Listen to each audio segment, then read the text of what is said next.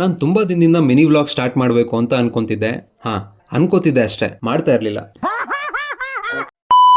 ನಮ್ brother morning ಕಾಲ್ ಮಾಡ್ಬಿಟ್ಟು ದಾವಣಗೆರೆಯಲ್ಲಿ ಶೂಟ್ ಇದೆ ಬಾ ಅಂತ ಕರೆದ್ರು. ನಾನು ರೆಡಿಯಾಗಿ ಆಚೆ ವೆಯ್ಟ್ ಮಾಡ್ತಿದ್ದೆ. ಆದ್ರೆ ಇಲ್ಲಿ ನೋಡಿದ್ರೆ ಅಣ್ಣ 10 ನಿಮಿಷದಲ್ಲಿ ಬರ್ತೀನಿ ಎಂದು ಅರ್ಧ ಗಂಟೆ ಆದ್ರೂ ಪತ್ತೆ ಇಲ್ಲ. ಫೈನಲಿ ಬಂದ್ರು ನೋಡಿ.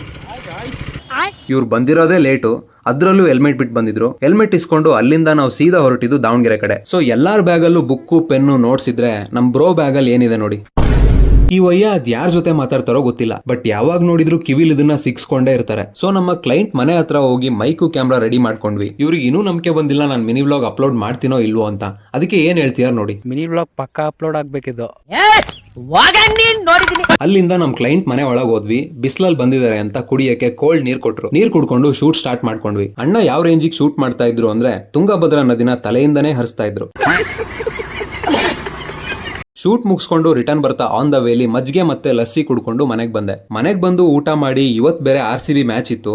RCB ಗೆದ್ದಾದ್ಮೇಲೆ ಒಂದು ಸ್ಟೋರಿ ಹಾಕಿ ನನ್ನ ಡೇನ ಎಂಡ್ ಮಾಡಿದೆ ಗೈಸ್. ಸೊ ನನ್ನ ಫಸ್ಟ್ ಮಿನಿ ವ್ಲಾಗ್ ಹೇಗಿತ್ತು ಅಂತ ಮಿಸ್ ಮಾಡಿದೆ ಕಮೆಂಟ್ ಮಾಡಿ. ನಾನ್ ಮತ್ತೆ ಸಿಗ್ತೀನಿ ನನ್ನ ಮುಂದಿನ ಮಿನಿ ವ್ಲಾಗ್ ಅಲ್ಲಿ. ಅಲ್ಲಿವರೆಗೂ ನನ್ನ ಮಿಸ್ ಮಾಡ್ಕೊಳ್ತಾ ಇರಿ ಅಂತ ಹೇಳ್ತಾ ನಾನು ಹೊರಡ್ತಾ ಇದ್ದೀನಿ. ಬಾಯ್.